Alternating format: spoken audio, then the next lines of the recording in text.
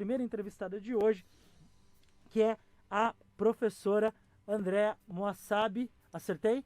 É Moassab. Moassab, obrigado. Então, assim, a professora Andréa Moassab, que está aqui para falar um pouquinho sobre um lançamento que nós tivemos aí nos últimos dias. Ontem, coincidentemente, teve aqui o diretor lá da Edunila, né, da editora do Unila.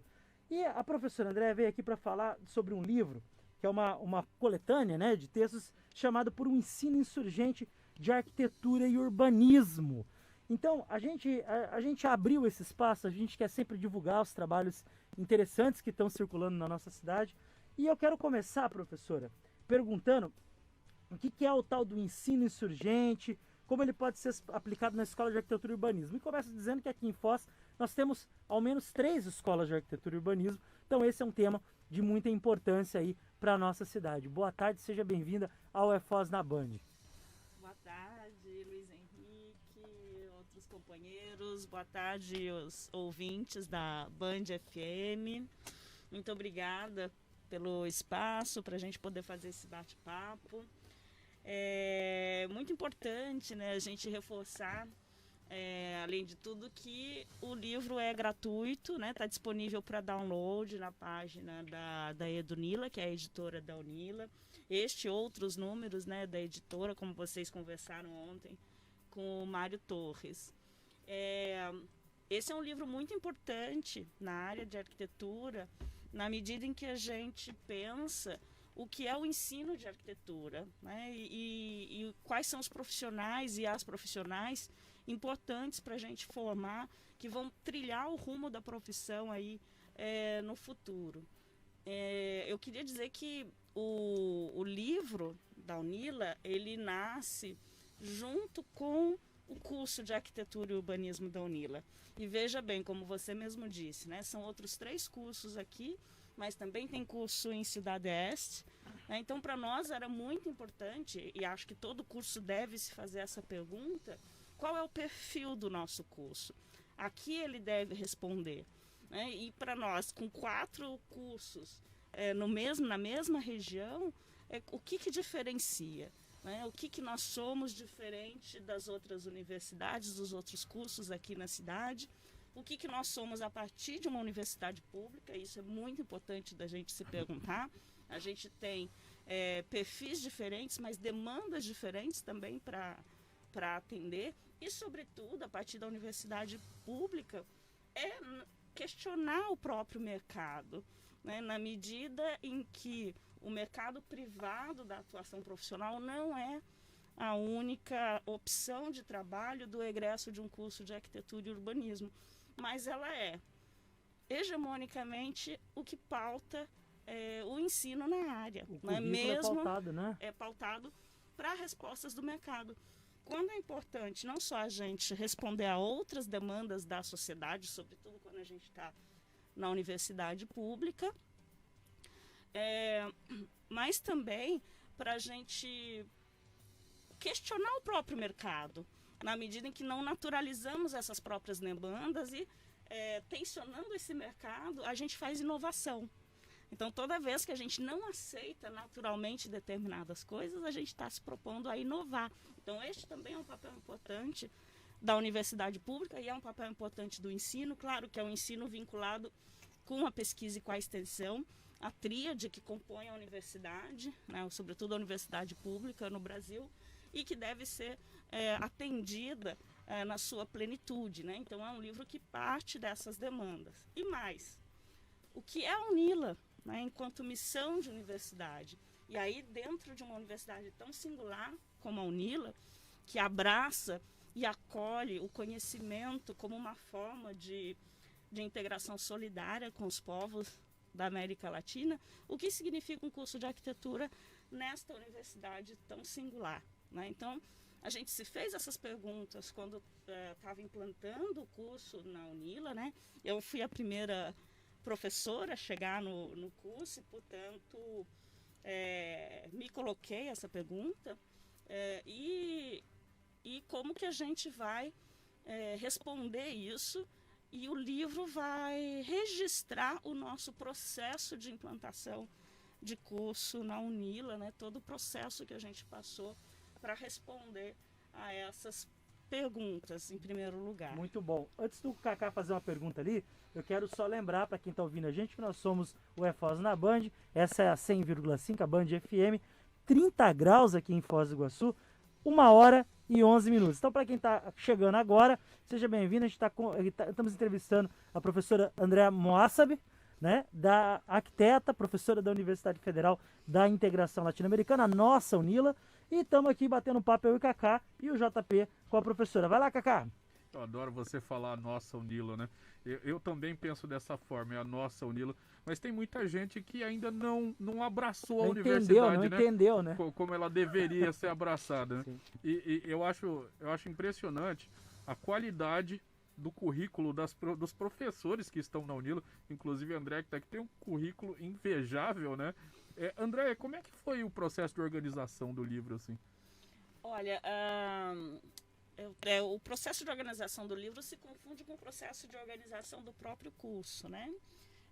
Então, veja, eu chego aqui em Foz do Iguaçu, especialmente para a Unila, né? Eu vim por conta desse projeto de universidade, eu morava em Cabo Verde, que é um país no continente africano, morei e trabalhei lá por alguns anos.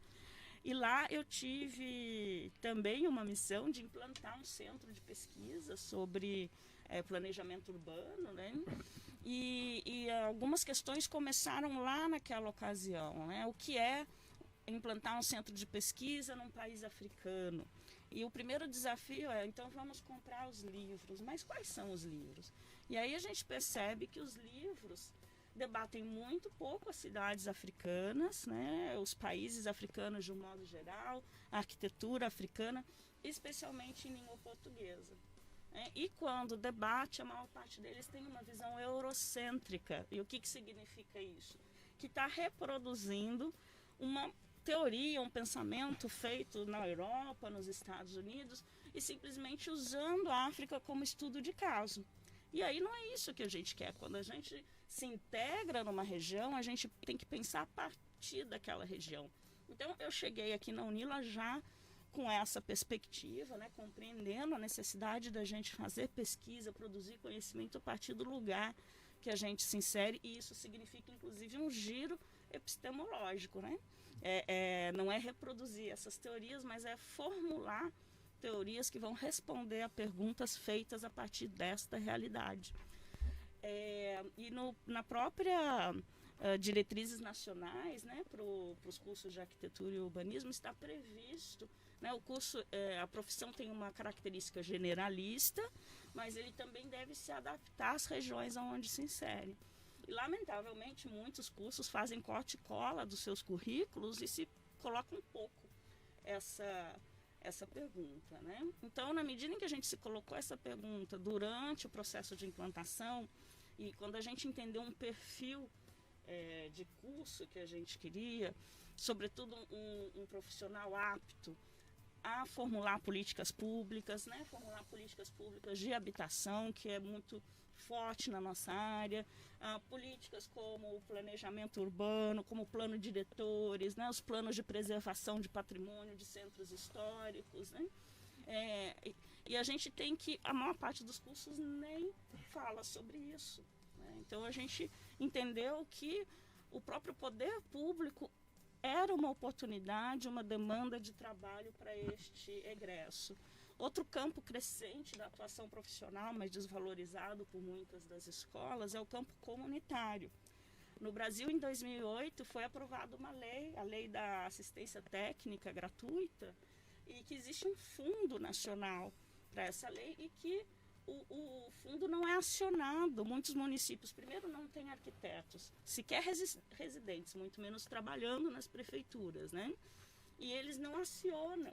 Então, tem verba federal disponível para fazer habitação, mas que não vem sendo utilizada pelos municípios. Na época que a gente elaborou o nosso projeto pedagógico de curso, 50% dos municípios do Paraná não tinham arquitetos residentes, muito menos trabalhando nas suas prefeituras. Então, é um índice muito alto de ausência do profissional para lidar com as questões referentes à habitação. A assistência técnica gratuita, o que ela faz, né? Ela vai atender gratuitamente demandas organizadas da comunidade. Então, movimentos sociais, né? Associação de bairro, que tenha demandas por construir um centro comunitário, por construir até uma creche, para construir habitação. Né? Então, o profissional, ele pode assessorar gratuitamente essa população, mas ele é pago, porque a gente vive num sistema, né, de que a gente precisa do salário para atender as nossas necessidades de sobrevivência básicas.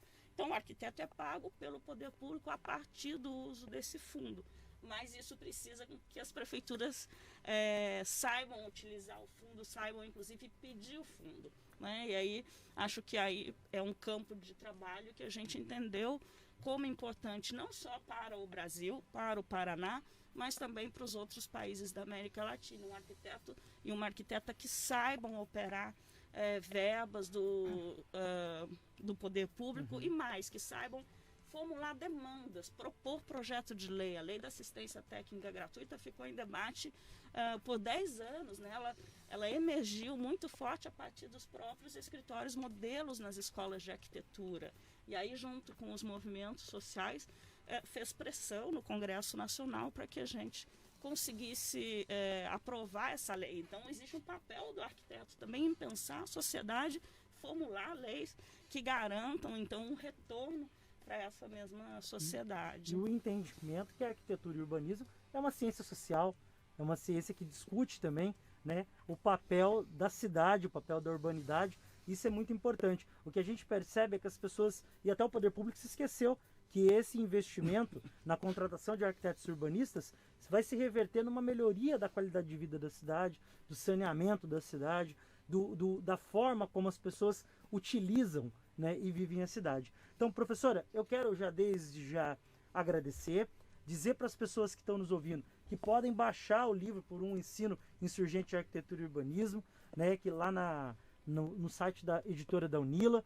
Se precisar, chama a gente no WhatsApp que a gente também manda o link. Você tem aí 1 minuto se quiser dar uma consideração final, né? E o microfone está sempre aberto para você sempre voltar aqui, discutir os temas. Quando quiser trazer também alunos do curso de arquitetura, a gente está super aberto. Essa semana passada a gente recebeu aqui uma estudante que está se preparando para o SISU, e aí ela deu algumas dicas para as pessoas que querem fazer o Enem, querem entrar na universidade. Então, assim, é muito importante essa vida universitária presente para que as pessoas também se motivem a buscar o ensino superior público de qualidade, que é o ensino superior ofertado pelas universidades públicas, em especial pela Unila. Fica à vontade, para.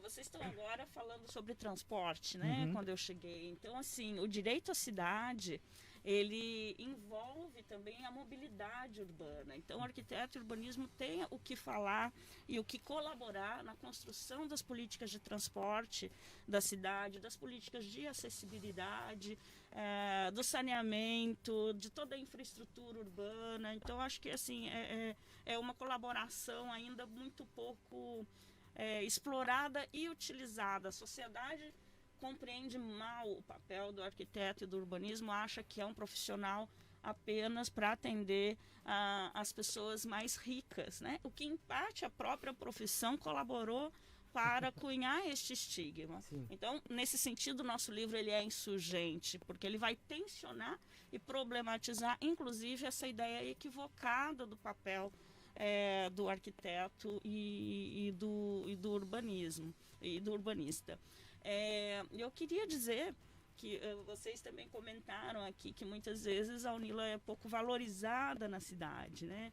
Eu queria dizer que é muito importante a população conhecer o que é uma universidade pública e a importância da universidade pública para a sociedade brasileira. Ela é um patrimônio da sociedade. É muito importante que Foz do Iguaçu tenha 2 universidades públicas, a Unila e a UniOeste, né? Porque a partir dessa produção de conhecimento, que é a partir deste lugar, da fronteira, das necessidades locais, né, a gente colabora muito para o crescimento da cidade, para o crescimento da sociedade, para minimizar as diferenças sociais, os grupos mais carenciados. Então, a universidade é um patrimônio nosso. A gente está aqui vivendo uma pandemia, né, de Covid-19. São as pesquisas feitas na universidade pública, que não são feitas em meses, são anos. Né? Esse patrimônio de construção da ciência no Brasil é uma dedicação de muitas pessoas por muitos anos para a gente conseguir, às vezes, dar respostas rápidas a um processo como esse de pandemia. Isso não se constrói da noite para o dia. O Brasil tem aí pelo menos 50 anos construindo as suas instituições de pesquisa, que está vinculado essencialmente à universidade pública. Então, é fundamental que a sociedade conheça o que é a universidade pública. Conhecer para valorizar, né? Para valorizar. Isso. E também que, claro, que os alunos do ensino médio de Foz do Iguaçu e da região, né, venham para a UNILA. Para nós é muito importante que esses alunos estejam na universidade conosco. Muito obrigado, professora. Seja sempre bem-vinda ao Foz da Band.